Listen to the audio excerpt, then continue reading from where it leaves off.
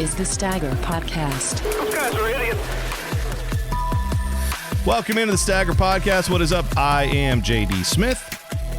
Crushing a Red Bull. This is Derrick Smith. I am awake, alive, alert, and ready for a NASCAR preview show. Yeah, Woo! That's it. We are here, man. The season is upon us. So let's get into it. Just to give you an idea before we get going too far here, obviously, we love NASCAR, we love IndyCar, we love sports cars. We've spent a lot of time talking about that.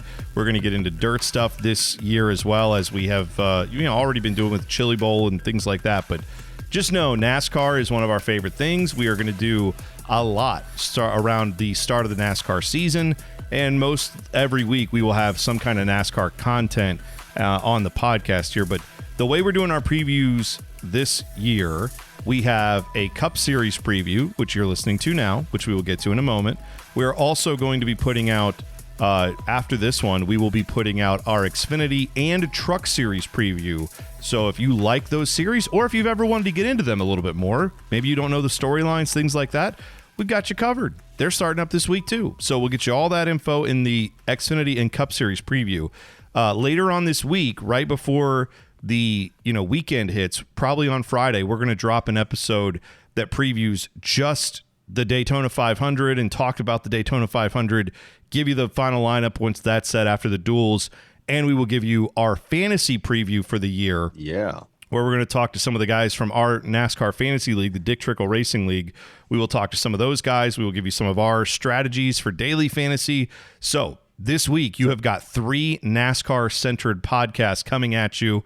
Hope you can keep up with all of it, because we're going to have a lot of content coming at you in the next few days.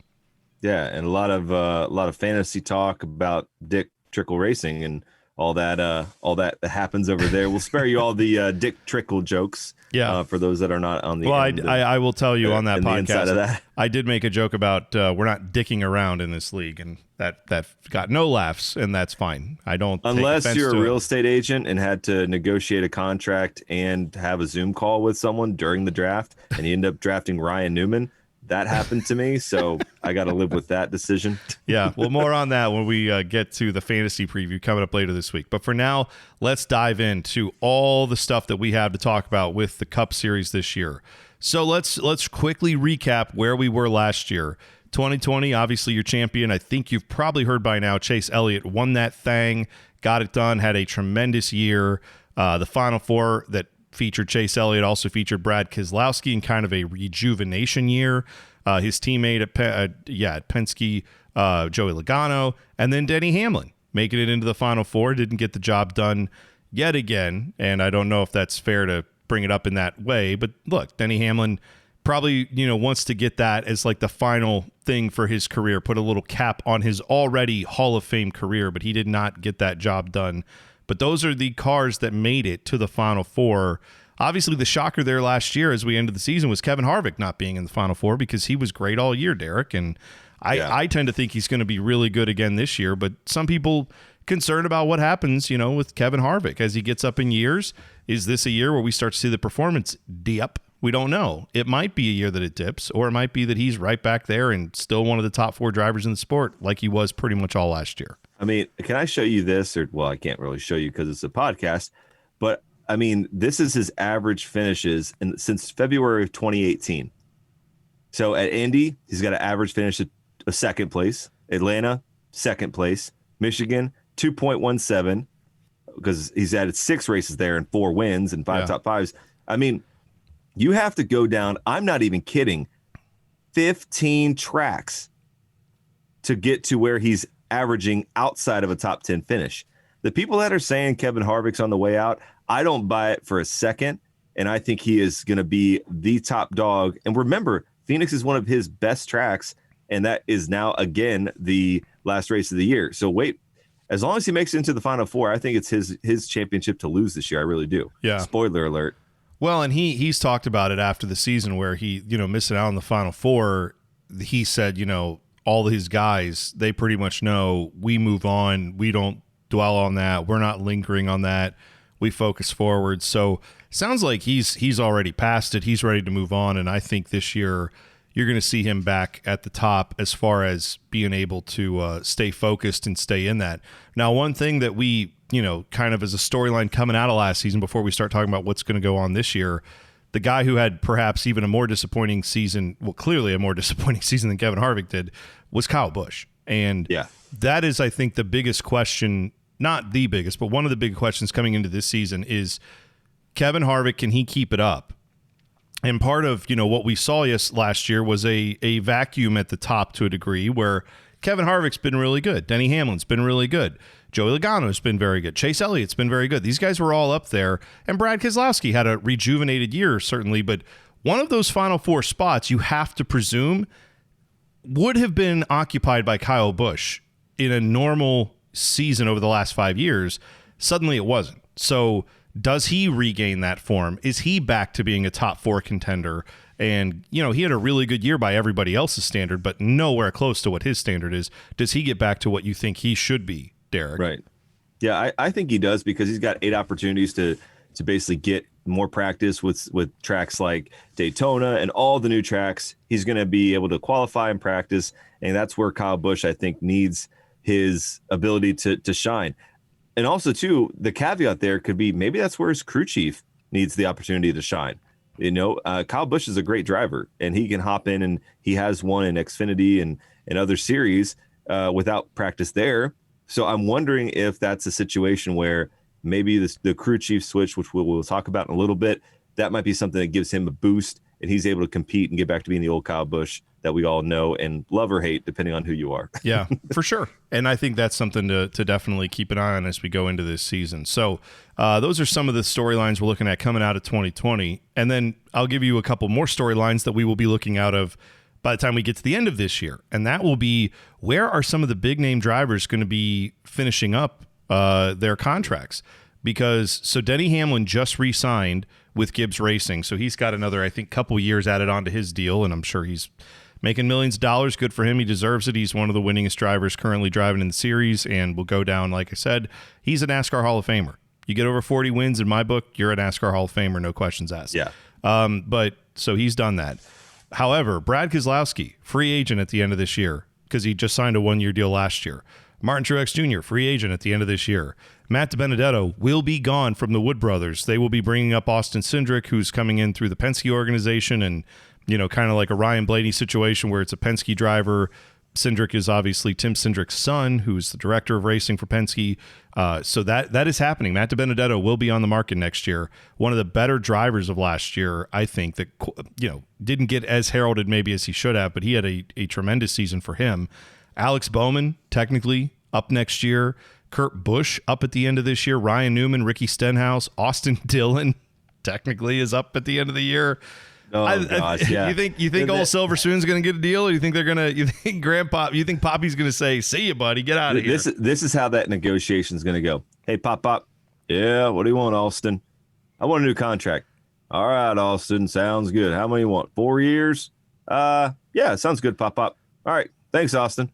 And then Ty Dillon walks in and is like, "Hey, Pop, can I have a deal too?" And what does Pop say there? Get your ass out of here. Who are you again? Hold my watch, boy. Yeah, right, exactly. Anyway, Austin Dillon he'll have Ty Dillon.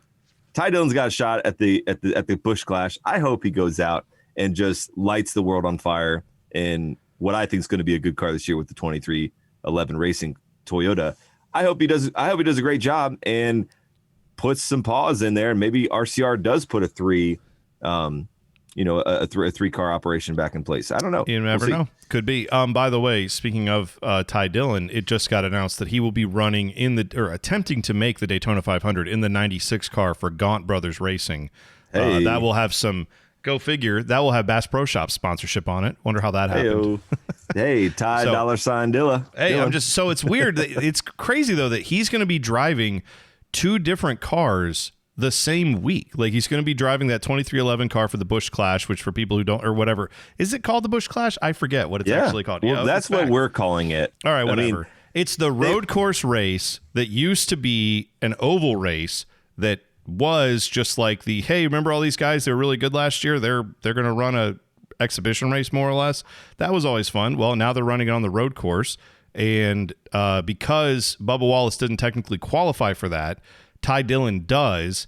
So, because he won a stage last year. So Ty Dillon brings that, even though he's not in a full-time ride, they popped him into that car so they can get a little time on the track and get some testing out of the way with the 2311. And, of course, they want to win the race. I mean, he may be able to do that for all we know. But at the very least, they'll get some valuable seat time for him, but also, more importantly, they get some time to see that car on the track and help trim it out. Because don't forget, they're running the road course the week after Daytona as well. So that'll be good data for that team.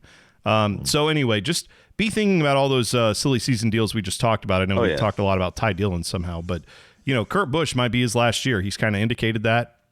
Ryan Newman could be his final year as well. I think he wants to go out with a bang, get one more victory probably, or at least, a top 5, something that really says, hey, I'm back and I overcame what happened at Daytona last year. And, what a story he's had coming back from all that. So that'll be, we wish him well in trying to do that. I think the bigger names clearly that you have to watch there, Alex Bowman, you've got, like I said, Kurt Busch, but Brad and Martin Truex are the two guys that, that could be a big deal.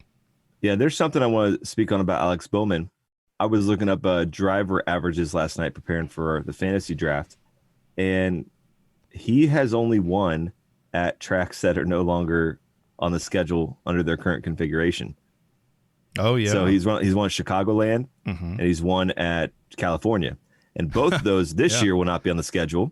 Chicagoland may never come back, but maybe California, depending on how far they delayed the changing of the layout of the track, he may get one more opportunity in 2022 to race there before they do that. I don't think they are. I think they're already I think it's done. I think they're already tearing that thing up and working. There's no way you're going to get that track done in time, I don't think, without having already been working on it. So that's so it's a gamble with him. I mean, he's got the same crew chief. He's taken over the 48's equipment, which I'm sure they're going to, if they look at I don't think Greg Ives is going to look at all the equipment that he made and produced it with his oversight and say, okay, 88 or Kyle Larson, you guys get to keep that now, rebrand it to 5 and have fun with that. We're taking over Jimmy Johnson stuff. I think he will take some of his chassis and some of his guys across to the 48. And I think they'll have some. I mean, Alex Bowman finished 6th in the point standings last year. 6th. Yeah, no, he had a really People good year. I think he's going to be. I think he'll still be locked in with Hendrick, but just these are the guys whose names are out there or could be out there. And yeah, I'd expect MTJ will be back with Gibbs. I would Brad Keselowski is really the one. You don't. You think unless maybe he doesn't. Maybe he doesn't want to. Maybe he just says it's time to move on. But I think Truex Jr. is one of those guys. He won his championship. He's got the side of me that likes to joke will say that he just wants to go off and hunt and fish and be maybe he'll race a few races a year, and I think he's ready to just settle down. I mean, I don't see as much of the competitive fire in him that I did a couple years ago. But also on the serious side, his longtime girlfriend Sherry Pollux is rebattling her. It's like her 3rd or 4th bout with cancer. Yeah, I mean, she's a warrior, and I mean, maybe it's a good thing for them to have some distraction and some things to not. I mean, if you're just sitting around and focusing on that illness, it can, it's kind of like what we all experienced with the pandemic. That weight of just what's going on is someone I care about going to be okay? Maybe you want the distraction. I don't know, but I just don't know if I could see him signing a 3 or 4 year deal. Sure. Yeah, it might just be he's ready to move on. He's in that Dale Jr. class. He's in that Kevin Harvick class. He's raced for a while, and I just he's made a lot of money. He has won a championship. He is no doubt that he is one of the best drivers we've seen over the last 20 years. So, yeah, you're right. It's going to be interesting what happens with him and if he decides to re-up. But you're right, that could be a seat that comes open with Gibbs. And think about that. Not just with the guys that are free agents in the Cup. You're looking at Daniel Hemrick and Ty Gibbs that are in JGR stable. That maybe they make a run this year in Xfinity, and it's hard to, just like with Christopher Bell a couple of years ago, you're like, he needs a Cup seat. Yeah, it's gonna be very interesting to watch on that. But that's, I think, where we go with the Cup Series is, what is Martin Truex Jr. this year? What does it look like for him? Is he back to being like a top 4 guy too? I mean, we're talking about these top 4 guys. I mean, we've mentioned, it feels like, we mentioned Kyle Busch and Brad and Denny and Joey last year, along with Chase Keselowski, and Chase and Harvick and MTJ. There's only 4 that there's only 4 that can do it, right? So I think that's going to be real. Bubba Wallace is going to be in the mix this year. We all know these things. I mean, these are things we know. So the Bubba Wallace super fandom is strong, and I love it. And I'm here for it. I'm here for it too. I mean, Michael Jordan has a stellar record of owning sports franchises and teams that excel at high levels. So I think this is going to be a no-brainer. Yes, easily, of course. obviously. I mean, Charlotte Hornets have won so many championships. Yeah, you're totally right. Not to undo the Bobcats' great championship runs that they had. Well, hey, one of the best moves that Michael Jordan ever made was changing the name back to the Hornets. That's true. Well, it's good that the NBA let him do that. I agree with you on that. Lots to keep an eye on with the silly Pelicans season. let him do that. That's nice. That's true. I like the Pelicans name, by the way. I like Pelicans. I'm not going to lie. Pelicans, my guys. Zion, my guy. I like the whole deal. All right, let's go on to the new tracks that we have here, because Derek, there are a few new tracks on the 2021 schedule, and I think the one that's probably going to get as much headlines as anything is a track that is not new at all. It's just going to have a new surface, and that would be Bristol. Yeah. Well, the Bristol Dirt Race is coming up, so Bristol Dirt is, I think, the biggest. I think everyone's going to be looking at that. And I think the war you're going to see at Bristol is going to be the Kyle Larson, the Christopher Bell. Yeah. Like some of these guys who have done dirt. Chase Briscoe has a dirt background. Like, I think you are going to see but I'm really thinking the Christopher Bell, Kyle Larson thing is going to be a battle at Bristol. Oh, yeah. And I'm ready for that fight. I was just smacking my fists together here. I'm ready for that battle. If Bristol does not put on a battle, I'll be disappointed. And I'm telling you right now, Christopher Bell, don't you let what Kyle Larson's been doing at the Chili Bowl happen at the Cup level. If he starts to get beyond you, you knock his ass into the wall. That's what you do. They're gonna do if you that, don't, yeah. I'm telling you, Chad Kim and all, your father-in-law is going to come out and he's got to check and see what, he's got to check your man card, I guess. I don't know. But I mean, you got to get out there and show these people a show first and foremost, but also this is your chance to get into the playoffs. I bet he doesn't. I bet he doesn't look at it that way. I bet he looks at it. He looks at it as, if I finish, top 5 there, that's just going to stack some points, and I'm going to be a guy who's going to be. He should be competitive at all these tracks, right? Christopher Bell. I know, and I'm giving him a hard time. But I mean, yeah, you were there at Waynesville when I met him. I took this amazing, one of my favorite photos ever of him getting out of this dirt car, and it was so windy that night that all through the night there's just clouds of dust, even back in the pits, right? Yeah. And at the sun setting, and he looks like he's literally climbing out of this, like his car is almost on fire with dirt, and he's got his nameplate back there. It's a really awesome, cool pic. He was standing there by himself, just kind of like looking at something, and I said, hey, I just walked by, hey, Christopher, take a look at this photo I saw of you. Thinking like maybe he might want me to send it to his PR guy. He's like, oh, that's cool, man. Yeah. Thanks for taking it. Appreciate it. He's just very low key. He's not. Yeah, I know I'm busting his chops about his. He's not going to be over his skis on that. But I guarantee you, having a chance to win the first dirt race at Bristol since the World of Outlaws were there, like with the with their sprint cars, like that's going to be a trophy that everyone is going to want. But especially the dirt guys, they're going to want to hang that up and just say, I don't care what the hell the rest of the season looks like for me. I won the dirt. I run the first Cup race on dirt since the 60s, 50s, whenever it was. The 1970, I believe, was the last one. But all right, so over 50 years. I mean, that's pretty big. I'll tell you this, though, too. I hope NASCAR pulls out the stops and brings all the living legends back for that race. I hope COVID's gone by then and we can do that. Yeah. But barring, well, I guess it's in the spring, so it's probably not going to happen. It's going to be tough. But I hope that they can do it, or at least do some videos, tributes, or something, because, I just bragged about meeting Christopher Bell, and I'm going to brag about meeting Richard Petty. But when I met Richard Petty at his shop one day, who just happened to be there, he asked where we were from, and I said, Columbus, Ohio. And he was like, oh, yeah, we used to race out at Dayton on the dirt track out there, and he just started talking about dirt racing. And I'm like, holy crap, Richard Petty, man, dirt racer. I forgot. So all these guys, man, back in the day, it was dirt racer, beach racer, like racing on the beach, like Lee Petty, right? I mean, this is a whole different deal back in the day. So, yeah, it's cool to see NASCAR going back to its roots. I like Bristol as just a regular track. So I didn't need the dirt thing, but I love dirt track racing. I don't know that NASCAR on dirt's good. I'm here for the spectacle, right? I'm excited. I said this earlier in the year that I was at first kind of poo-pooing it, and I know as we get closer to it, I'm going to get psyched for it. And now I have started to already do that, where in my head I'm going, oh, man, think about like Kyle Busch on dirt. Like, think about how mad he gets when things are. And by the way, that's a dude who, you know, he can drive a race car, man. I'm looking forward. Look, Eric Almirola has been driving like a dirt modified. All these guys have been out there at just testing these cars, trying to get some experience. Yeah, man. So that is a really neat thing. I'm getting more excited about it as we go. But that's not the only new track. We've got 1.3 mile Nashville Super Speedway, which is not the Nashville track everybody wants. They want the Fairgrounds track eventually to come out, and it will.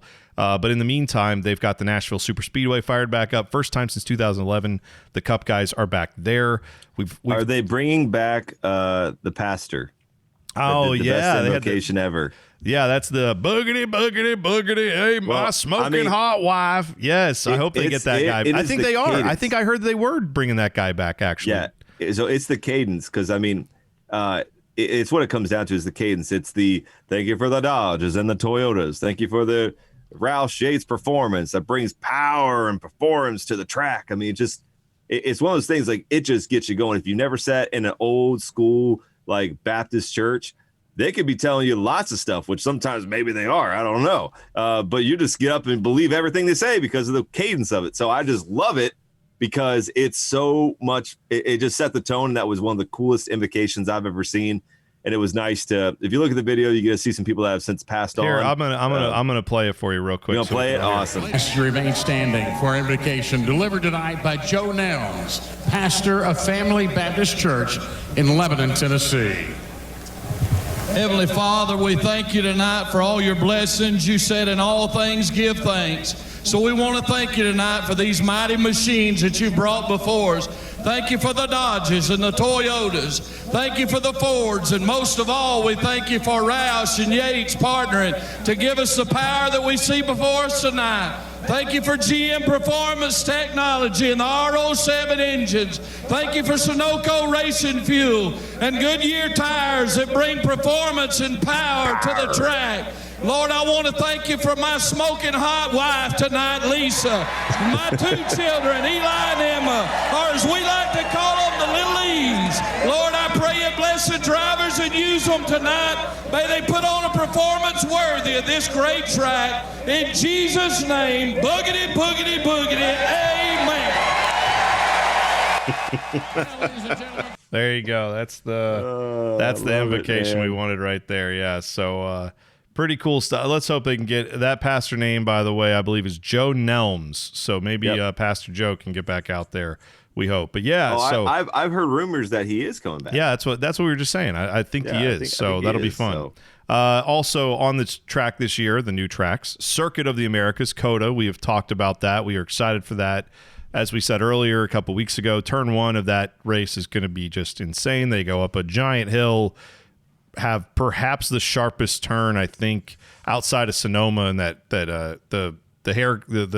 paperclip turn at the end. It's a tighter turn than that. Yeah, you're right. It is. Yeah. So it's going to be watching that. It's going to be great. And speaking of road courses, there's a lot of them on the circuit this year. Road America is on the circuit. That is July 4th weekend, by the way. So hell yeah to that. I love Road America. Indianapolis Motor Speedway is no longer the oval. They are not doing that anymore. The Brickyard 400 will not, I don't know what they're going to call it. I haven't seen what they're actually calling it yet, but it's going to be the road course now. Mike Pence 400. Sure. Let's get old Mike Pence out there. I heard he's not busy now. He's got a lot of time on his hands. So yeah. But the road course, that's what they're going to be doing. And that's a doubleheader with IndyCar.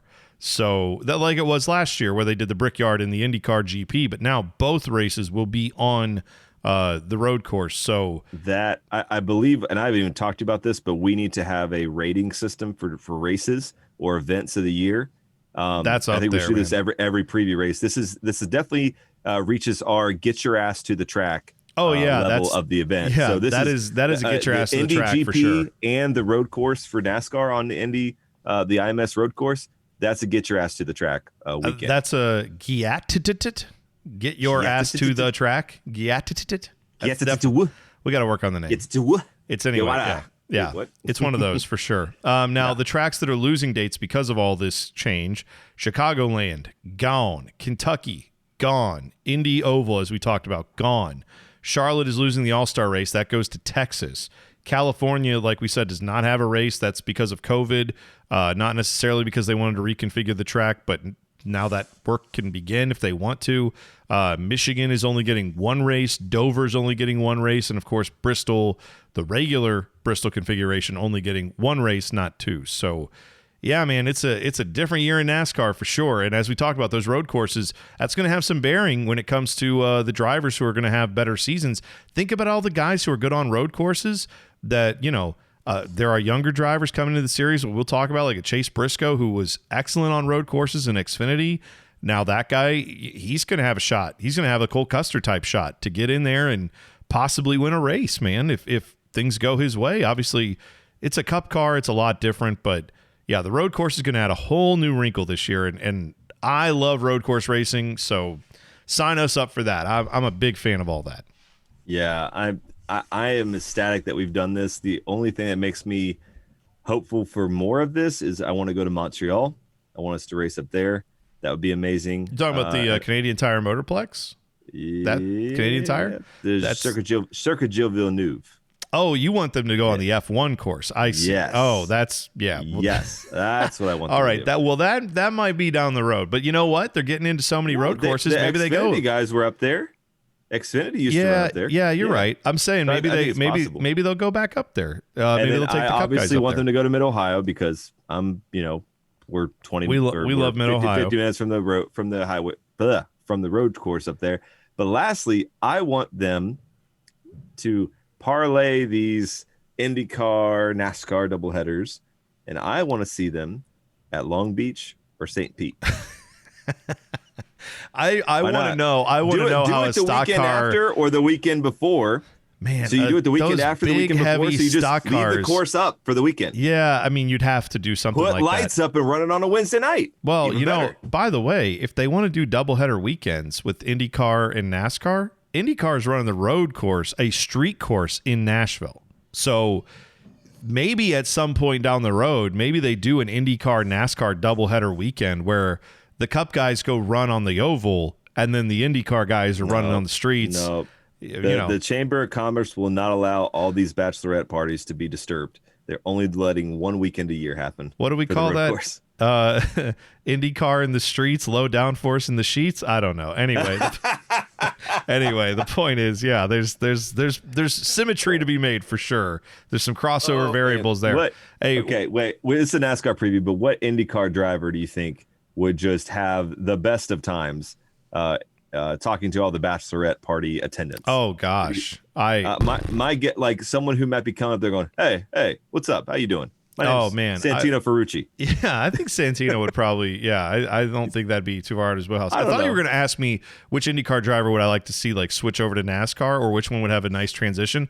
I'll tell you, man, Joseph Newgarden would be an excellent choice, I think, for someone to put in a Cup ride. I'm surprised. I don't know. Maybe he already has. He had a Penske connection. Right. Maybe that could happen. Maybe it could. Who knows? All right. So let's talk more about the Cup Series. One last thing here, and then we'll switch gears and actually talk about all the changes from the driver lineups and all that. We'll get you all caught up on that. But one other thing that is changing this year, in I think a good way, and is coming back, qualifying and practice are coming back for some of these tracks. Now, I think they benefited in some ways from not having to do that. I don't think you have to do it at every track. But I like what they've done here and said, for some of our marquee events and for some of our new events, we're going to have practice. We want to see we want these guys to have some setup, and I think that's going to be a big deal. So here are the ones they're doing. Daytona 500, qualifying and practice as normal, like we always have seen it. That's still happening. You are literally you're going to have single car runs. You're going to have, why am I blanking on words? What? You're going to have the duels. You're going to have the duels. You're going to have all the way you normally qualify for the Daytona 500. So that's all still going to happen like normal. Then March 28th, Bristol Motor Speedway, the dirt race. That's going to have practice and qualifying, of course, because they've not done this in a long, long time with these Cup cars. So, of course, they're going to need some practice there. COTA, which we talked about, that's May 23rd. Circuit of the Americas. You're going to want to test on that road course for sure. The Coke 600, I'm guessing just because it's a big-time event, not necessarily because they're not familiar with the Charlotte Motor Speedway. But, yeah, that they're going to test and practice for that. Nashville will get practice and qualifying. Road America will get practice and qualifying, and the Indy Road Course will get practice and qualifying. Then you won't get any more practice and qualifying all the way up until the finale at Phoenix. So, but you will have it there. So that's going to be the races where you actually will get practice and qualifying runs. So some of those will be on TV, I'm quite sure. I think a lot of them with NBC, whenever they take over, I'm sure a lot of that will be on Peacock. But we'll see what Fox does with it because they've got the first half of the schedule. So we'll hopefully get to see some of that stuff put on, FS1, FS2, FS something, and we'll get to watch it. So, but I'm looking forward to having it back. And I would think that benefits guys like Kyle Busch, who just, he seems to like target Kyle Busch at Charlotte Motor Speedway, target Kyle Busch at Nashville, guys that and that do well with that extra testing. I think, especially him on the 1.5 milers on the, those type of tracks, that's where he's as good as anyone. Give him some practice and qualifying and see what he does. Well, something else too in that same vein, I would say target or if you're doing daily fantasy or something like that, look at Kyle Larson in those spots because now I've not heard the updates of if he got it rescinded, but he's only been doing dirt stuff. He can't even do iRacing sim now since he's signed with Hendrick back in October, November. Well, he doesn't need to do it. He doesn't need to jump on I'm iRacing. sure he's hopped on the sims. They've got they've got sims that are a little bit better even than iRacing. My point is though is that he's probably going to enjoy having that extra seat time, or like basically refamiliarizing himself with a stock car on a road course. Not by Phoenix, he'll be fine by then, obviously, but like these earlier races, I think it's going to be beneficial. Oh, I guarantee you. If Larson struggles out of the gate, I think on those weekends, it's going to be good for him to get that extra seat time, and you may see him jump from where his form may change for the better on those weekends, like Kyle Busch. We will take a break. When we come back, we will talk about Kyle Larson. We will talk about Bubba Wallace and all the other drivers who have moved around or in new rides for 2021. We'll get you all caught up on that info and continue our NASCAR Cup Series preview for 2021 right here on the Stagger Podcast.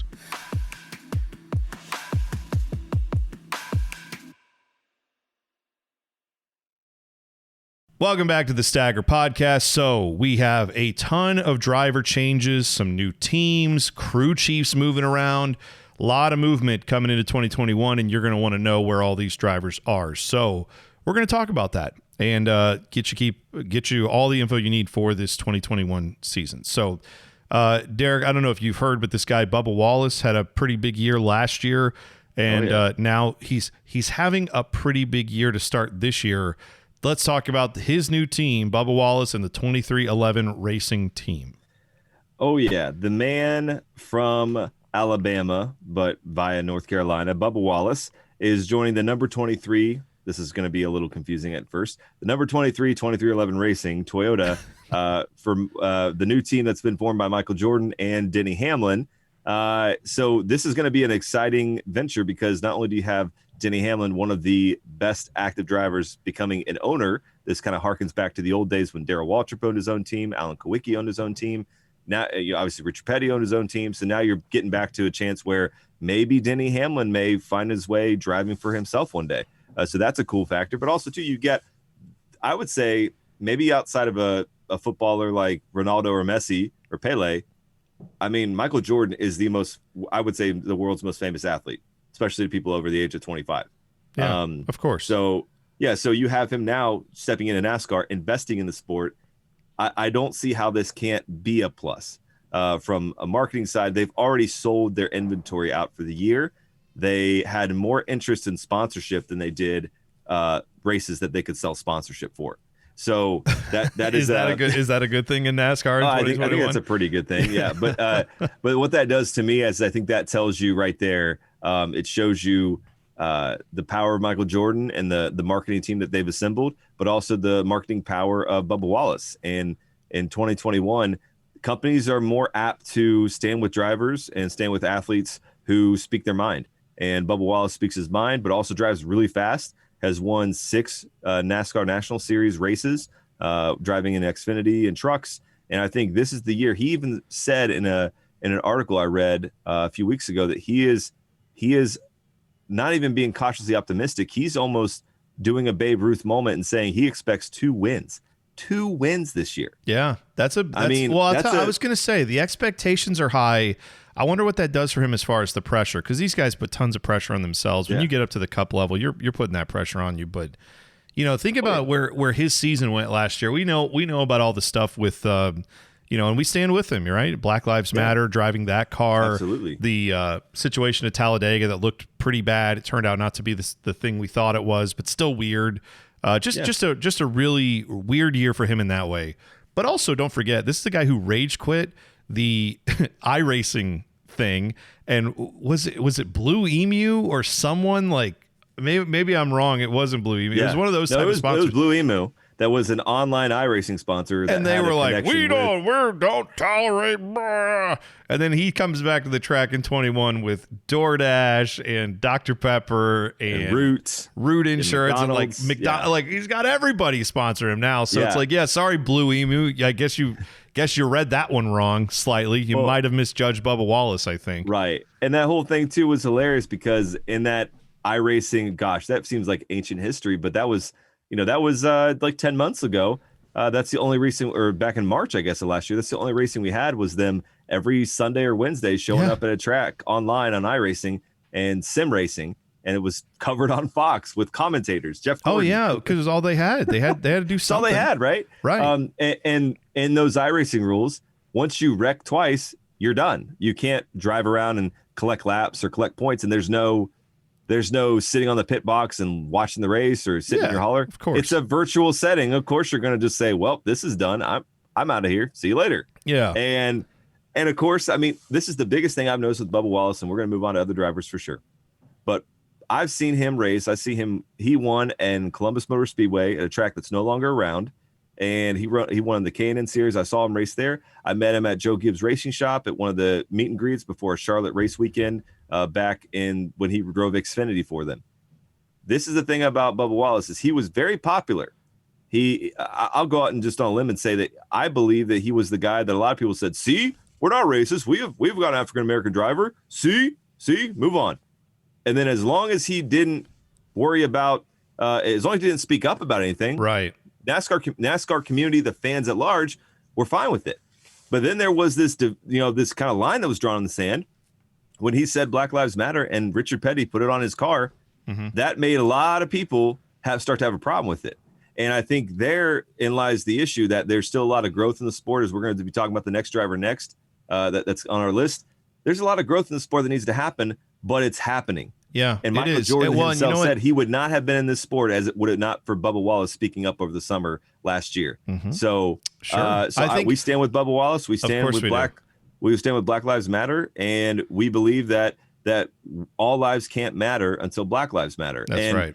And that's the social aspect of this. But the racing aspect of this is this guy's a hell of a driver. He's been in underfunded equipment and slower equipment with RPM. They just haven't had the tools outside of super speedways to compete. Well, so now he's got a chance to have Toyota tools. Factory backing, and he's going to have the same engines as Joe Gibbs Racing. He's got TRD engines under the hood, top tier engines. This is a chance for him to shine. And he's even said too. You talked about the pressure. He said on Dale Jr. Download, I believe it was, when they interviewed him, is that hey, if I'm in great equipment and I can't win, I'll just go do something else. Like. I mean, that's pretty. I don't think he'll just quit after 1 year if he doesn't get a rate. But I think his point is it's top equipment. Yeah, and they hire a second driver, and that second driver outperforms him. I think he'll see the writing on the wall, and he'll be fine. I mean, how many NASCAR races have you competed in again? I forget.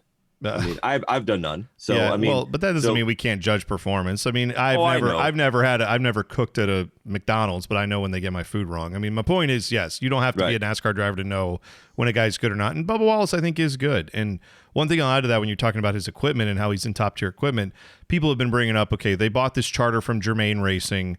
Obviously, we know about the relationship that happened with Levine Family Racing and Joe Gibbs. There's a similar type of relationship here because obviously Denny Hamlin is involved. I don't know exactly, if I don't think it's going to be the same as Levine Family Racing because of the money involved, right? No offense to Bob Levine or any of these other people. They don't have the money that Michael Jordan has. They're not billionaires. Or the connections or the B2B. Well, right. Because Denny has the connections from all the... Denny can walk into that shop instantly being like, this is bullshit. What are you guys doing? This is not right. Michael Right. Jordan can walk into that office and say, what did you need to buy? Yeah, let me know where the check needs to go. And Bubba Yeah. can come in as a driver and say, this is something that I know worked well in my experience. I need this to be. So they've got a lot of components going in that I don't think the Levine family or, some of the other, teams before them, no offense to them, had. Right. So this is going to be a different resource. But one thing on that level, they have their own Hawkeye system. Did you know that? 2311. The Hawkeye system, for people who don't know, is the NASCAR laser scanner that they use at the track when they go do testing. that. They put all the dots on the car. They put the covers on the wheels. They roll them through tech. When they go through tech and you hear that they failed technical inspection, that's when they go through the scanner, and it literally measures, millimeters of degrees of whatever to know if the car is right or not. So having one of those at your facility is a huge advantage because, as we know, all these guys are trying to cheat. Every good team is trying to find an advantage. There's no other way to say it than that. And there's a reason why you hear about like Gibbs cars. Oh man, they failed inspection. Well, that's not because they didn't know what the hell they were doing. They knew exactly what the hell they were doing, and they were trying to push the boundaries, and they ran their cheats. They ran their scams. They ran their little things they're trying to get by. They ran that through their Hawkeye system first at Gibbs. And then they brought it to the track, and NASCAR caught it. That's what is going on. And I'm not mad about that. What I'm telling you is that's how the sport works. So when you have one of those at your facility, that allows you to do the same thing that Gibbs is doing. And in fact, they were talking about this. Mike Wheeler, I think, is the crew chief, if I'm not mistaken. Mike Wheeler was saying, we wanted to have our Hawkeye system installed prior to Daytona, but because of COVID, we haven't had that up yet. We just got it installed. I think they just got it installed, and there were pictures of it online this week of like, here's our car in the Hawkeye. So they have that. Like, I'm saying, I can guarantee you, like, we have talked to some teams that are smaller teams. They don't have that. They don't even have access to one, let alone at least they can roll Bubba's car. They rolled those cars before they shipped them to Daytona. They took them over to Gibbs and rolled them through. They're going to have that in their own facility is what I'm saying. Right. So this is the level of behind the scenes. If you're wondering, well, what makes it different, 2311 Racing, perhaps, than some of these other teams? Well, that's what makes it different. Yeah. Having that system there, things like that, having the things that the top tier teams have. Denny Hamlin knows what Gibbs has and isn't going to let 2311 get by with not having it if they can afford to do it and if it's something they believe is valuable. Absolutely. I got one other thing. I know we got to move on to other topics here. But the B2B opportunity on the marketing side for Michael Jordan. For people who don't know, business to business. You're saying Business to advertising, business, stuff like that, right? So I guarantee if you go to the Charlotte Bobcats Arena in the fall of next year, whenever Charlotte fans Hornets. are allowed to back in. What did I say? Bobcats. Bobcats. See, Yeah, Charlotte Hornets. Charlotte Hornets Arena. If you go there in Charlotte, you mean to tell me they're not going to be serving Dr. Pepper? You mean to tell me they're not going to be having root insurance on the Megatron? You're not going to be having McDonald's advertisements along there? There's opportunities. Yes. There's opportunities for you to say, hey, we can get you this buy-in, these many races with 2311. And by the way, the Charlotte Hornets are also looking for a official insurance provider, Root Insurance. Would you like to talk to us about that? And Jordan can be the link between both those organizations. Of course. Yeah, especially if they see that it's profitable to work with Michael Jordan and with this endeavor. This is something, and I've seen this with Major League Soccer, which you and I are fans of, where you see teams or sponsors come in and they initially just start off as a sponsor with, a team or with MLS, and then suddenly that goes well for them, and then they say, we're going to expand and advertise with other forms. So, yeah, the point is Michael Jordan is now another gateway into NASCAR for people and sponsors who normally may not think about advertising with NASCAR, and that is because of the work Bubba Wallace did on and off the track last year, the work Denny Hamlin has done to bring this team together, and, of course, Michael Jordan being invested. And as we talked about earlier, Michael Jordan owned motorcycle racing teams back in the day. So he's not new to the idea of what it takes to fund a team, what it takes to win, being competitive. Like, you don't think Michael Jordan's going to want to win races? Forget about all the pressure we talked about with Bubba Wallace and Denny Hamlin wanting to win and all that stuff. You don't think Michael Jordan wants to win? Of course he does. These guys all do. Like, he is not going to be content to run around 15th and barely make the, playoffs. Like, that's a goal, I'm sure, is to get to the playoffs, but it ain't the end game. And so you're right. It's just going to be at another level. Yeah. And the last thing we'll bring up on Bubba Wallace, and we'll move on. Man, think about how many die-casts they will sell if there's ever a Jordan shoe car. Like if they ever do any type of Jordan like sponsorship on the car, that will be one of the hottest diecasts ever to be produced, and it will be incredible for sure. And by the way, they should ship it out in a shoebox. Don't ship it out in the regular Lionel whatever. Like put it in a shoebox with all the stuff around it. That would be like a collector's box would be awesome. All right. Speaking of guys who had trouble on iRacing last year, let's go to Kyle Larson.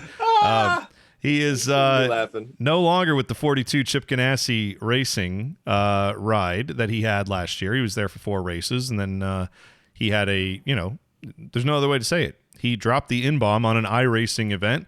That got him fired and kicked out of the sport. And what he did after that was he went around all over the country and won just about every race you can on the dirt circuits, and did some, rehabilitation of his image, and said that he has learned from all of this. And I don't know whether to believe him or not. I don't know what the guy's heart is. There's no way for us to know stuff like that. What we do know is this: the guy dropped an N-word, got fired from his job, and ended up with one of the top rides in the garage. He's driving the number 5 Hendrick Motorsports Chevrolet.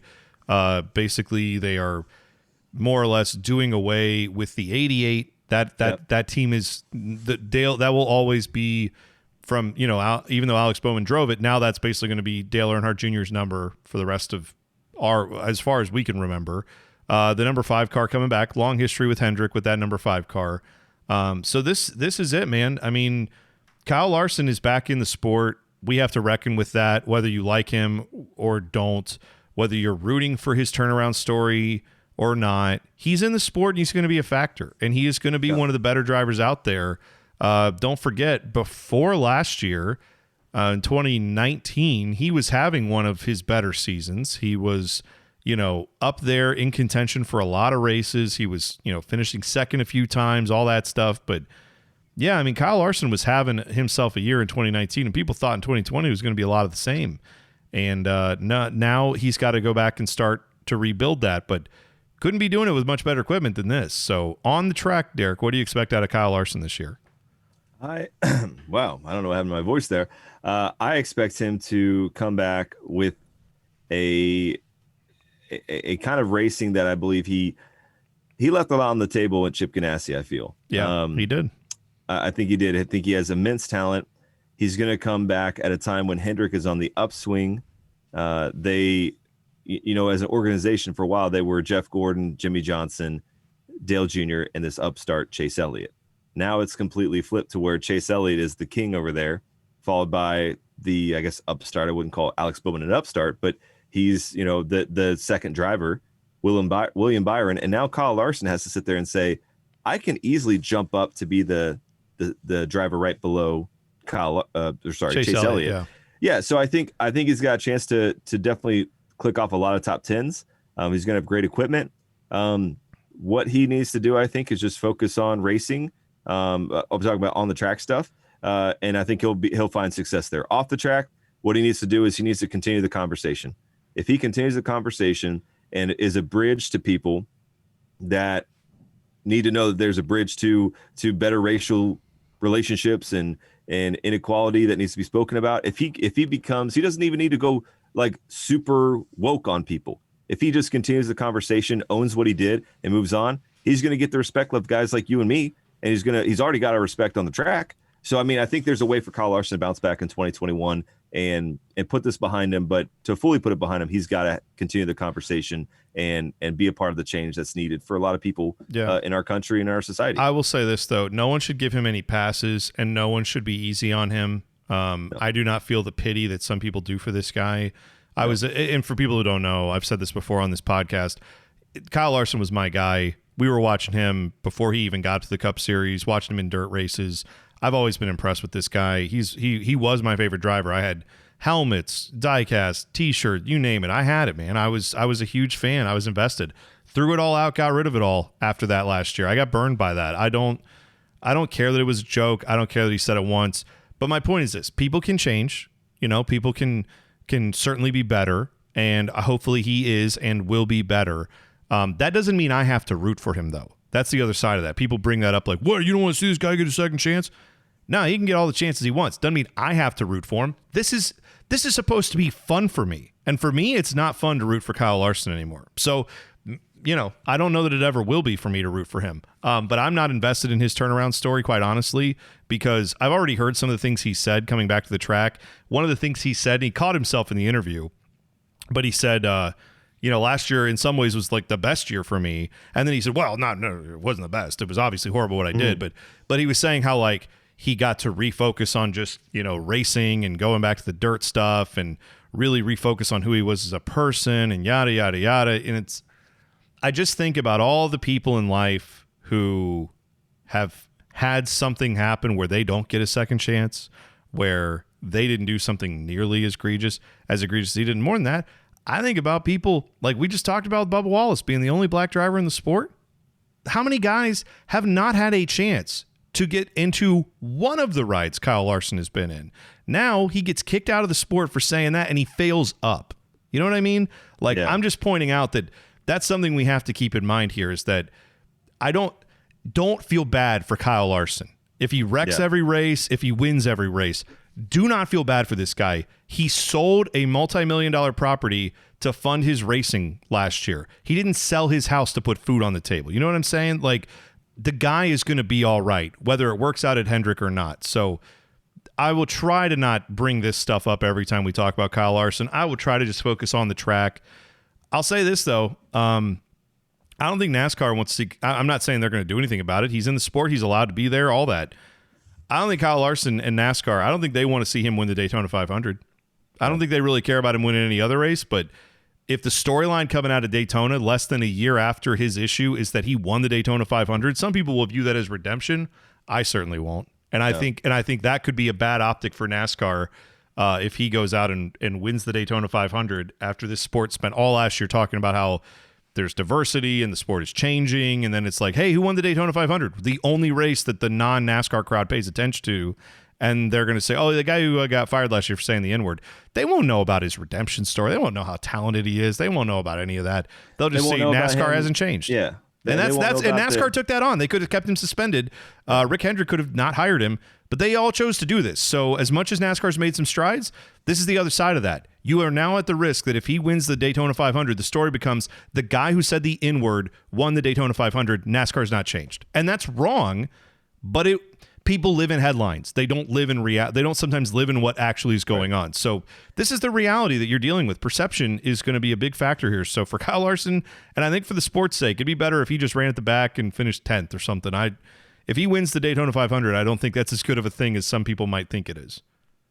Yeah, no, for sure. I mean, it's, and I think my last word on it is that those people that would see that headline would not go and find the YouTube video of James Brown of CBS interviewing and have a sit down with Kyle Larson and the charity organization that he worked with in inner city Philadelphia. They wouldn't have that conversation. They wouldn't see that. They would just see the headline from April, or the video from April headline from that. So I think that's why it comes back to, again, Kyle Larson should continue the conversation, because that's how you stay in front of this. That's the right thing to do. Forget the money, forget the marketing, forget all that stuff too. But it does make sense. If you want to attract big time sponsors, own up to your mistake and continue that conversation, and be right there with Bubba Wallace and talking about equality for all. Honestly. Yeah. And that's how you, well, I'll tell you, here's how you'll know if it's real for Kyle Larson. Here's how you'll know if it's real. If he wins some races, he gets back to being a star, and people move on from this storyline. If you hear about him then, 2 years from now, still doing stuff in inner city Philadelphia, if you hear about him then talking about launching new diversity initiatives, then we'll know it's real with him.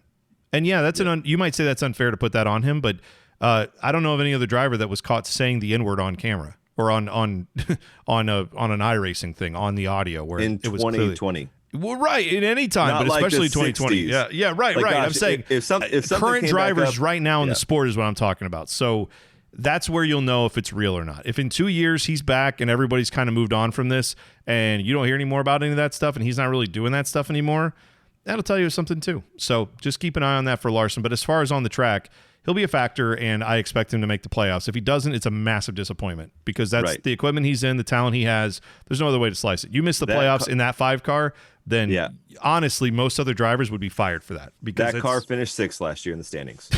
It did. So you got to find a way. Speaking of, Alex Bowman drove that number 88, now the 5 car. Now that is the 48 team that he is technically moving to. I know that for some people, they may look at like, so what, do they just slap a different decal on it? In some ways, yes. This Greg Ives, his crew chief, joins him now and moving to the 48 team. But inside the structure of Hendrick, like there is something going on there. That is a change. They are, dealing with some different people and some different things that they're going to do. But it's a big responsibility to go from that 88 car to the 48. I do find it odd that of the 2 numbers they decided to change the legacy on, the 88 was the one where they're like, let's put that one away. Let's keep the 48 going. The 7-time champion, we're not going to retire his number, more or less. We are going to retire Dale Earnhardt Jr.'s number. I find that interesting. I know they're not retiring it technically, but you know what I mean? Like this is... Well, they're bringing... So that number that 88 was a junior number, not really even a Hendrick number. Yeah, they made that number up because Teresa Earnhardt wouldn't relinquish the 8 from DEI. Right. So they're like, well, let's do it 88. So they're keeping that Hendrick equity in there with the 48. Also that too, they're keeping the Ally Q rating up because the Allies stayed with them. Allies stayed with them. So now, and they've assumed Alex Bowman as their sponsor. So I think it just makes sense for Hendrick to do that and bring back the 5. That's the Hendrick number, is that 5. It's that Mark Martin number, dates way back to the beginning of Hendrick Motorsports. So I think it's cool what they're doing. And, you have to pick a number, and I'm with them on the 48 decision. It makes sense to me. Okay. Yeah. Well, Bowman for sure has got expectations that are raised here. And I think, like you said, he might have flown under the radar for some NASCAR fans, knowing that he finished in the top 6 of the final standings when it comes to the playoffs. But the reality is the car was clearly one of the better cars all last year. He was a top 10 ride all last year and someone who was clearly and established himself as a driver. Now, can he take that next level and not just be a top 10 car again? I'm not even saying he has to finish where he did or better last year, right? There's not a lot of room to move up from there. You know what I mean? Like we just said, there's only 4 spots at the top, and we've already named some of the guys who didn't make it, like Kyle Busch and Martin Truex Jr., Kevin Harvick. Those guys are all going to be fighting to get back up there. So he's going to have plenty of competition for that. Does he join that echelon? Or also, is it something where Alex Bowman, even if he's still not there yet, but he's a top 10 driver, he's in the playoffs clearly, if he's winning multiple, do you think this is the year where he breaks through and wins multiple races this year? I think it's a possibility. Well, I know it's a possibility. What do you? I'm asking you. What do you think? Do you think he will? You think he will? All right. Yes, I think he will. I think he will win a plate track, and I think he will win a road course. Ooh, all right. I like it. Yeah, I could see. I think he's going to be good at the 1.5 miles too. I think he's. Yeah. That's his bread and butter. Yeah. So but yes, if he wins on a road course, then for sure, then he's stepping up, and he's pretty good on the road courses too. So yeah, Alex Bowman is a driver to watch this year for sure. Moving into that 48, it's just going to be weird for the first time in what's going to seem like 20 years. I mean, it's what? How long was Jimmy in that ride? 16, 17 years. I mean, see that 48 car and not see Jimmy Johnson in it. At least it's not the Lowe's sponsorship. Like that would even be weirder, right? The fact that it changed to Ally the last couple of years, like at least that gave us some time to get used to that. But still, seeing the 48 out there and it's not Jimmy Johnson is going to be bizarre. And we haven't talked about that much, but that's one of the other legacies coming out of 2020 that's different. Another one that is changing, Christopher Bell now ascends to the ride that we all assumed he was going to get eventually. He spent 1 year in the number 95 Levine Family Racing Toyota. That team has gone away because when you partnership with Joe Gibbs, somehow your team just implodes because it's apparently very expensive to do that. Happened to Barney Visser. It happened to Bob Levine. Michael Jordan's name doesn't start with a B, so I think we're right. Okay. I think Michael Jordan will be all right. I think he'll be the one who breaks that stigma. But the number 20 Joe Gibbs Racing Toyota, that is now Christopher Bell's car. No longer is Eric Jones in that. We'll talk about where he went in a second. But that car made the playoffs 2 of the past 3 seasons. Clearly, the expectation for Christopher Bell is you got to make the playoffs in that car. I would say the same type of thing with a Kyle Larson. The equipment that you're in, there's no excuse, right? If you're Christopher Bell, you got to take a step up from last year. And it was his rookie year. It was not the same. Being in Levine family racing with a partnership is not the same as being in a Gibbs Toyota. Now he's got to go make that happen. And I think he will. I think he'll be a playoff driver this year. Mm-hmm. Yeah, I think so too. I think it's he's going to win a race this year too. I think he's going to win Bristol. Calling it. Bristol Dirt? Yes, sir. Moving Larson out of the way at the final. I'll tell you this, man, you're right. When you said that earlier about, you got to figure it out. Like, I think when he's at the Chili Bowl, he wants, he's won that race. He wants to win it clean. And when you're racing in sprint cars and all that stuff, like, he knows he's one of the best sprint car drivers in the world. One of the best we've ever seen. And if you've never seen Christopher Bell at a sprint car race, like, get your ass to the track. If you find out, like, if you live in Ohio like we do, and Ohio Sprint Speed Week's coming up in the summer, and Christopher Bell announces he's going to run 3 races, go to one of them and watch him drive a sprint car that he's probably never ridden in to like the top of the heap in like 2 laps. So he's incredible. But I think that changes your mindset of, I want to win clean. I don't want to bump anybody. I don't need to. I'm better than that. I can win these races clean. When you're in the Cup Series, they're going to move your ass out of the way. And at a dirt track like that, between him and, if it comes down to him and Larson with 2 to go and they're door to door, I fully expect Christopher Bell to use the chrome horn or whatever he's got to do to get to the front, because that's how you win in NASCAR, man. Sorry, you just have to do that sometimes. So for a guy like that, I know that he's going to think, no, I can win clean, and I don't blame him for that. But you get in a dirt race like that, you got to make it out. Like I said, it's going to be a war. I fully expect him and Larson to have a big battle in that race, because I think they're going to be top 3 for most of the day. So if Eddie Gossage had the marketing for Bristol, he would have banners on that last Coliseum with one big banner of Larson side profile looking at Bell, side profile looking at Larson, with the trophy in between. I mean, that'll rub some drivers the wrong way. But the reality is, you put a dirt race on the schedule and you don't think the 2 of the best dirt racers are going to be the featured attraction. Of course they are. Like, Christopher Bell, Kyle Larson is what you're coming for. 2 of the best dirt racers right now in the world. Yeah. And they're also Cup drivers. I mean, So yeah, I mean, it's not like you're like, they're the best dirt racers for NASCAR, like the best road racers for NASCAR. No. I mean, this is a road race where you have a Lewis Hamilton and a Scott Dixon. And a Max Verstappen. Like, I mean, that literally is what it is. Yeah, you're putting some of the best dirt racers on dirt, just in weird cars. So yeah, I fully expect they're gonna be as good as anyone at figuring those cars out. Now, taking over the 20 ride as Christopher Bell is, what does that mean for Erik Jones? Well, there was an open seat at Petty Motorsports, because we talked about Bubba Wallace left Petty to go to the new team, 2311. So now Erik Jones, I think lands himself in a pretty good spot. It's not that Petty, at any stretch or form, are you going to think RPM is the same level as Gibbs? It's not. But they are going to have now a guy who, by the way, Erik Jones, like, Kyle Larson's 28 years old. He's been in the sport forever, but he still gets talked about as a young driver. Erik Jones is 24 years old.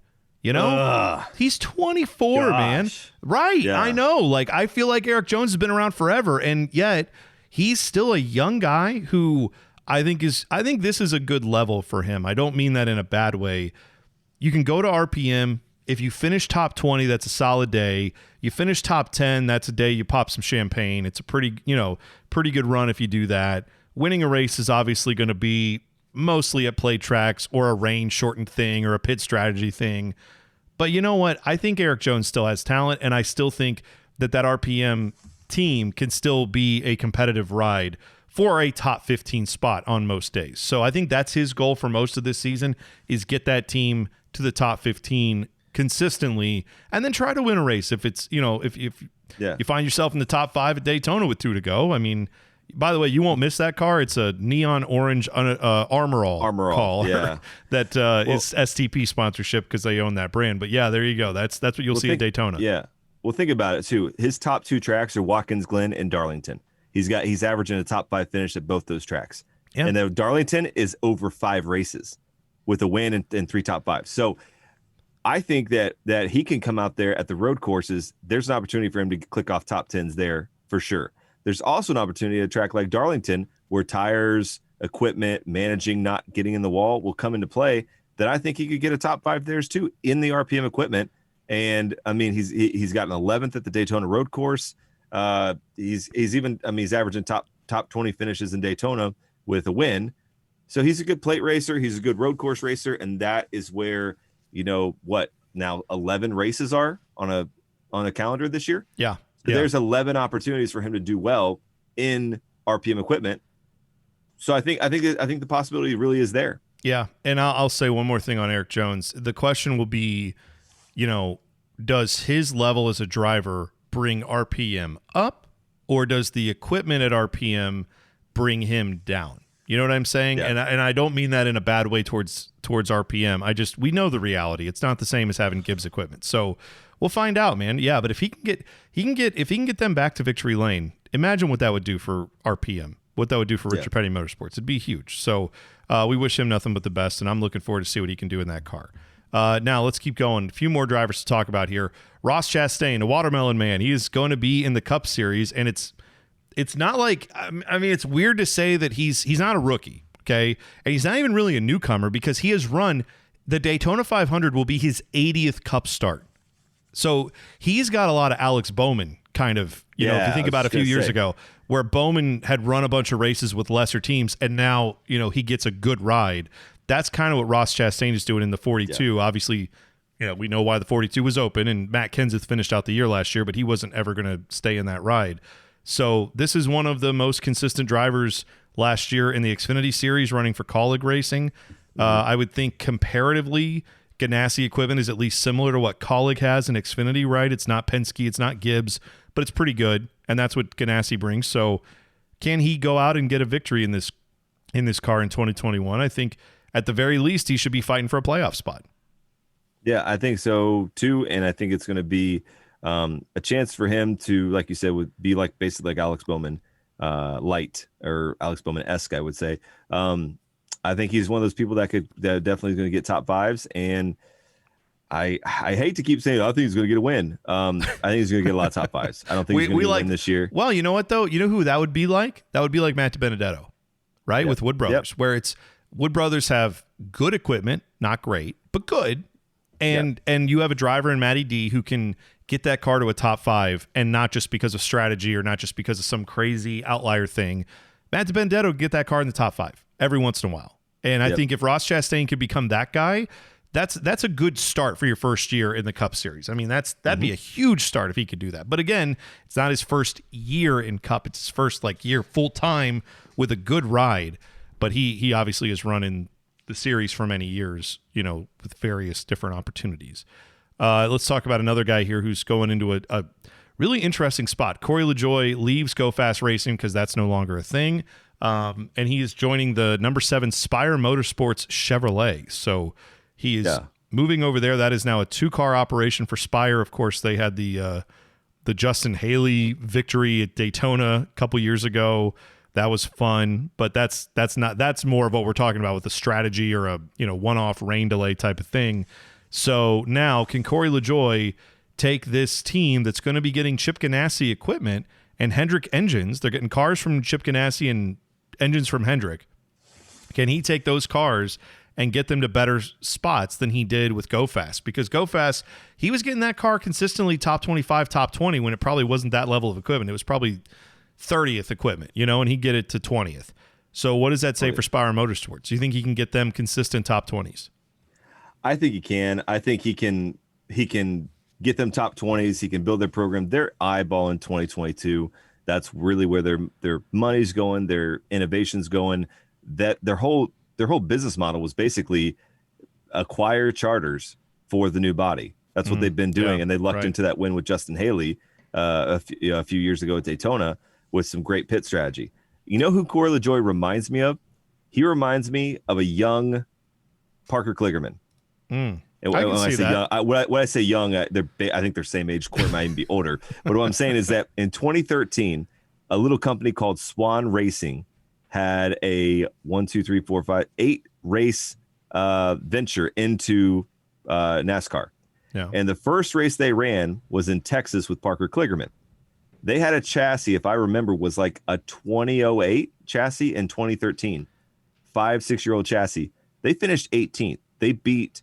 I don't know. I'd have to look up the stats of that race, but they beat teams that were, well, hey, I've got the top 10 finishes. Never mind. But they beat teams that were big time cup programs with fresh cars, and Parker Kligerman took that to a victory. Took that to an 18th place finish. So that's kind of like a victory for those guys. So those are the opportunities they're going to have. Chip Ganassi cars, Hendrick engines. Well, let's put it this way. I'm going to go out on a limb. Oh, he's not going to win a race. He is going to win a stage, the Daytona 500. Oh, good Lord. Corey LaJoie's going to win the Daytona 500. Look Come on. Okay. All right. Now you're going to make me do this. Go ahead. Now you're going to make me do this. Okay. You're going to make me do this. No. You can't change his prediction when we do the Daytona 500 preview. I just want to make clear. This is your prediction if you're sticking with this. I mean, he's locked in. So yeah, I'm sticking with it. He's going to win the Daytona 500, and let me tell you why. Okay. Because Corey LaJoie's, he's got a average finish of 20th place at Daytona. You're like, oh my gosh, Derek, you are on the juice on this one. Well, guess what though? He's got 2 top 10s, 3 top 20s, and he always keeps his equipment in tip-top shape. All right. He never wrecks out of it. Like, obviously he wrecked last year when Ryan Newman came through his windshield. Yeah, right. But beside that, that was the last lap of the race. He did that in a 7th place car with Go Fast Trump Train equipment. I mean, yeah. He's got Hendrick engines. For people who don't know the difference between like what he's going to have this year and last year. He had Triad engines last year, I think. Go Fast, a C program. He's got an A program this year. Go Fast Racing last year was like Corey LaJoie said when they ran at Martinsville and they were up in the top 10. Remember that whole deal he had with Denny where, Denny said this is why we can't count on you in the fourth quarter of his basketball league and all that stuff about, running last and Corey LaJoie fans got on Denny and then they had a little meeting to chat about all of that. Like at the time, Corey LaJoie said, because he passed Denny on the track. Denny was terrible at Martinsville in the spring race last year. Remember that? Bubba was like a top 10 car or top 11. But LaJoie was really good too. And it was funny because he said after that race, he said, we were passing guys that were in brand new equipment, brand new cars built for Martinsville. They said they were running a 10-year-old chassis. Yep. That I want to say, God, I can't remember if he said it was like an old car from Biffle or something. Like it was, he said they were running 10-year-old chassis and beating these guys. So that's the level up that Spire brings for him. So yeah, I would assume that Corey LaJoie is going to be he should be consistently finishing. It's all about expectations, right? He should be finishing consistently top 20 and maybe is like a fringe dark horse play. Imagine if Spire made the playoffs. That'd be friggin' huge for them. I don't think they will. I'm just saying if he can get them consistently to top 20, that is a successful year for Corey LaJoie. And yes, if they win the Daytona 500, pants off, run around naked. You just have a moment because that's ridiculous. But they should be in better equipment there. Couple more guys, and then we got to wrap this up. Daniel Suarez. This is another kind of big deal thing. Trackhouse is now a thing. Trackhouse, the number 99 Trackhouse Chevrolet, which looks sick. All the paint schemes they've put out have looked awesome. So Daniel Suarez is coming there. So last year he was with the Gaunt Brothers Racing Toyota, the number 96. He had a year there. Was he a year? Where was he before that? I'm trying to think of where he was. Was that? Oh, Gaunt Brothers. He was at Stewart Haas before the Gaunt Brothers. Yeah. Okay. So Daniel Suarez has bounced around a little bit since his time with Gibbs, but this is now his 4th organization in as many years. Justin Marks owns this team. Is this Pitbull's involved in this, right? Is that the team? Pitbull, he's one of the backers. He's one of the owners of this team. So there's another guy that is coming into the sport. Obviously, not with the history, not a racing name that you hear a lot. But yes, the musician Pitbull. That's who we're talking about. Dale, all that stuff. Like that's Dale. Yeah, like Trackhouse is doing this thing, and I think it's kind of cool, man. I mean, what is he going to be in this car? I don't know. Their equipment is going to definitely.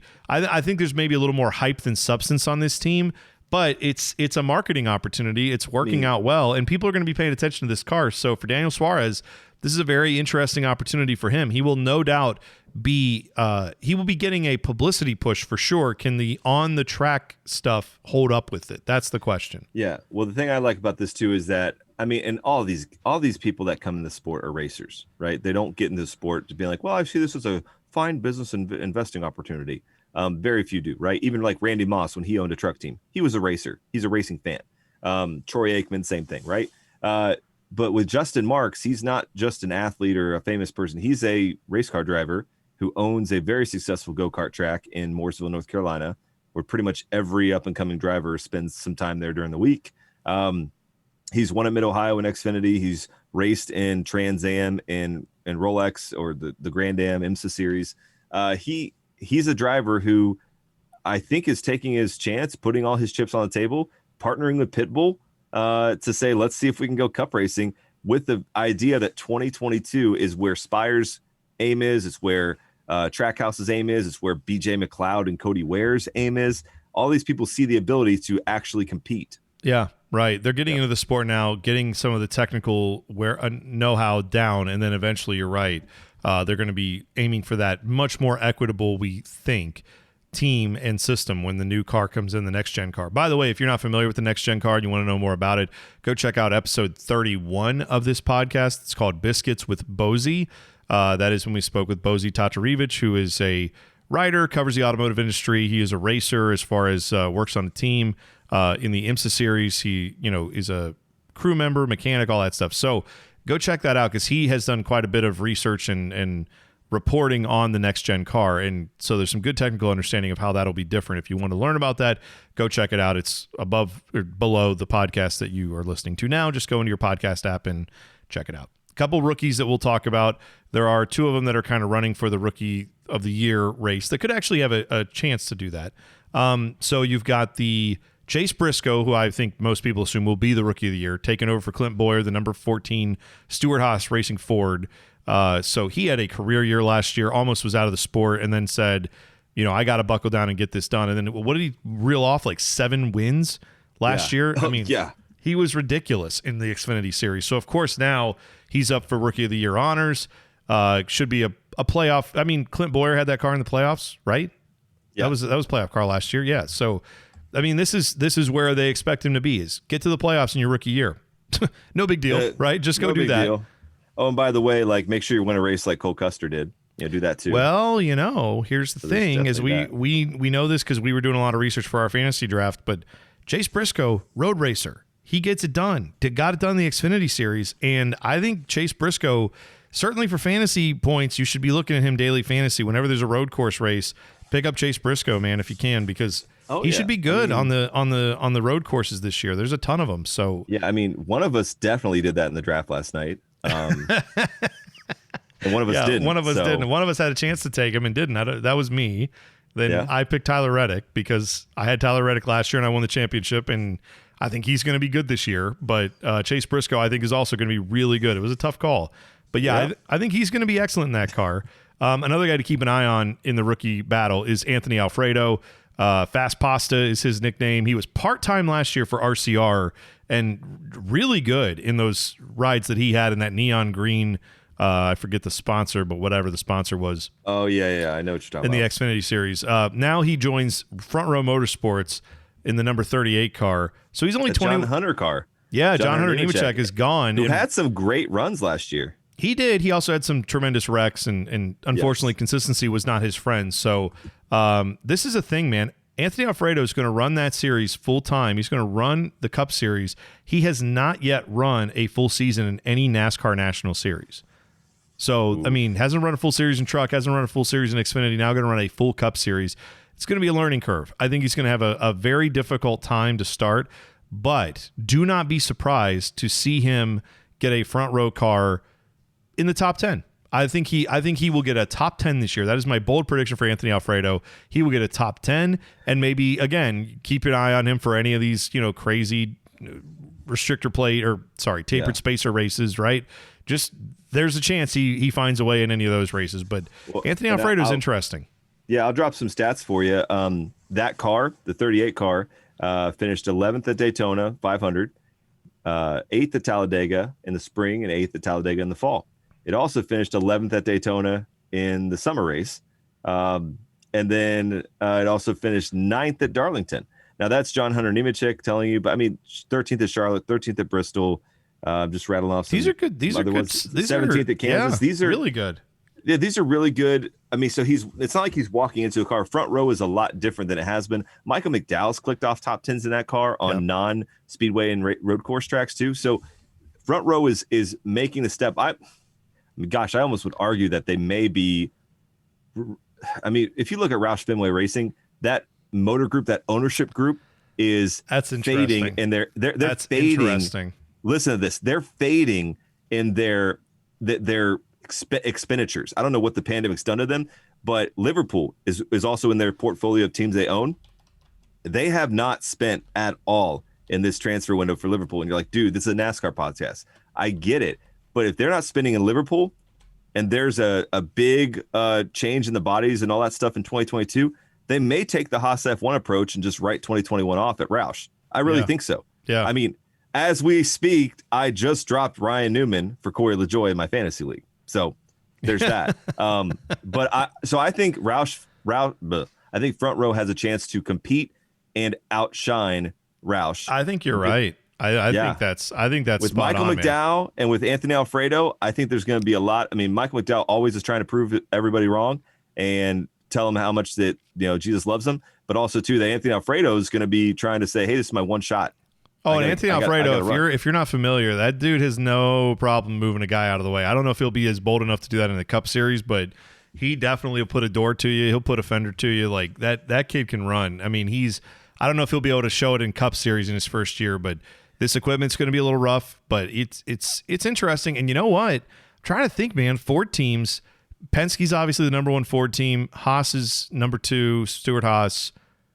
It's between, I mean, front row and them, right? Or the other teams, right? I mean, front row could be the third Ford team here. That's interesting. Crazy. And that's saying something too for Roush Fenway. That's and that's the thing in NASCAR. The mighty have fallen. I mean, you look at Morgan McClure Racing, you look at a lot of racing, Furniture Row. If you're not with it, if you're not keeping up with it, I know Furniture Row's story is different. NASCAR will continue on. The races will continue. And you will just be bled dry or eventually be walked out of the sport because you're not keeping up. So I know Roush Fenway's got a big presence there, but I mean, how many years have we gone through with? Well, they're bringing Brian Newman over. It's gonna change the outlook, change the dynamics of the team. Well, they're bringing Chris Busch over, former Xfinity champion. Well, they're doing this, they're doing that. They're contracting teams, less stretching out. They're bringing this engineer over. They got this new program. They got this Hawkeye system. They keep doing all this stuff every year, and every year they continue to just drop. Yeah, it's performance. Crazy. It's crazy. And they keep having other people passing by. Yeah, so we'll see if that continues. I think if it wasn't for Ryan Newman being such a bullhead on the track and eking out those top 15, top 20s, they'd be worse than they are. Oh, for sure. Yeah, you're absolutely right there. Last thing, and we'll wrap this up here. The crew chief changes. There's a bunch of them, but we'll just highlight one, and that is the big one. Ben Beshore is now the crew chief for the number 18 Joe Gibbs Racing Toyota. Trying to remember. Oh yeah, it's Kyle Busch's car. So that's a big move up for him because Ben Beshore was the number 20 Joe Gibbs Racing Toyota crew chief in the Xfinity Series.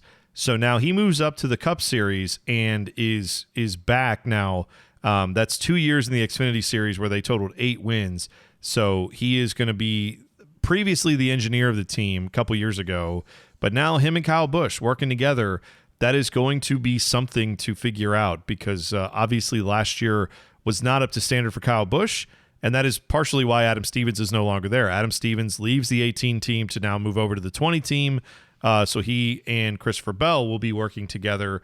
So I think this has implications clearly for both guys. I think Ben Beshore will be a good help for Kyle Busch. I don't think Ben Beshore... He's going to come in and basically say, what do we need to do? He's going to be motivated by the data, motivated by the numbers. Kyle Busch can come in and tell him what he wants, and that's going to work. I see that working out better than maybe Adam Stevens, who's a little bit more of a personality, more of a coach of a driver. And I think that'll be good for Christopher Bell, someone who can help get the most out of a driver. I don't think Kyle Busch needs that anymore. I don't think he's needed it for the last few years. Yeah. Adam Stevens, this will be a good move for him. I think it's refreshing for both guys to kind of move on and part ways there. I just like Adam Stevens with this whole talking to the Furniture Row guy a few years ago. Yeah, tough guy. Hey, come on, tough guy. Tough guy. Yeah. What about it? Yeah. Oh yeah, I'm in your box. Oh man, he's I'm in your a box. little You wanna a be in my box? firecracker, man. This is weird. We're Adam talking about Stevens- boxes. We're two guys. This is weird. Adam Stevens he'll get fired up, man. So that's what I'm curious to see how those two work out. But yeah, I think that's a good move for the 18 team to part ways with Adam Stevens, move him over to the 20, and Kyle Busch now gets someone who's just going to be a little bit more technical and a little less in your face on that stuff. Yeah. So I think it'll work out well for both. Yeah, nothing more weirder than some really aggressive guys talking in a pit box about this is my space, this is your space, stay on my space. It's just like this alpha male's gone wrong. Yeah, it is So for weird. sure. All right, so I think that leaves us where we are. We've previewed most everything we can think of in NASCAR. Don't forget, later this week, we will have our Xfinity and Trucks preview. We will have our Daytona 500 preview, and we will give you, at that point, our predictions for not just the race, but the season as a whole, and our fantasy preview coming up with that Daytona preview as well. So we don't do any predictions right now. We'll do those on Friday when you get the Daytona 500 preview. That'll all be coming up there. I think we've done an hour and a half here on the Cup Series, so I think we covered it pretty well. So we'll take it from here, and hopefully you guys will check out our Truck and Xfinity preview that we do coming up soon. Till then, Yep. Thanks for listening. Have a great season. Stay safe and stay staggered.